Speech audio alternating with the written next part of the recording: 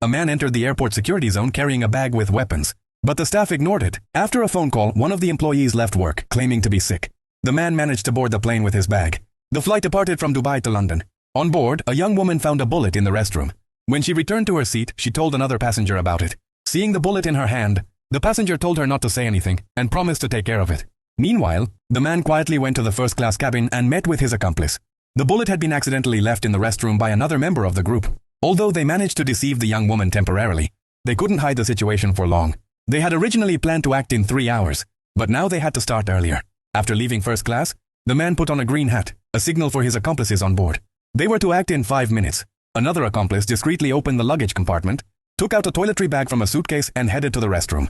Inside the bag was a gun. 5 minutes later, the terrorists drew their weapons and immediately took control of the airplane. The terrified passengers stayed in their seats without moving. The hijackers began collecting the passengers' communication devices one by one. Meanwhile, a flight attendant managed to send a message to the cockpit while the terrorists were distracted. But she was spotted halfway. The captain noticed something unusual in the rear of the cabin and contacted the control center in Dubai, reporting a possible security incident on board.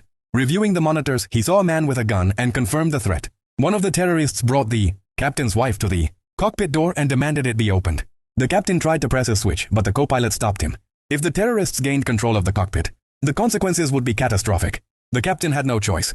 He grabbed a cup and hit the woman on the head. When she lost consciousness, he opened the cockpit door. Under pressure, the captain informed ground staff that the incident was caused by a drunk passenger. The ground crew sighed in relief. Then, following the hijackers' orders, the captain disabled the plane's wireless network. Meanwhile, one of the passengers secretly took out his phone and sent a message to his ex-wife asking for help. She, in London, received the message and immediately contacted the authorities. The London control center quickly got in touch with Dubai. Upon learning that the alert was supposedly false, they too relaxed. Meanwhile, the man went back to first class. When the terrorists noticed, he said he had left his phone there. He quickly pulled a phone from his pocket and handed it to them to gain their trust.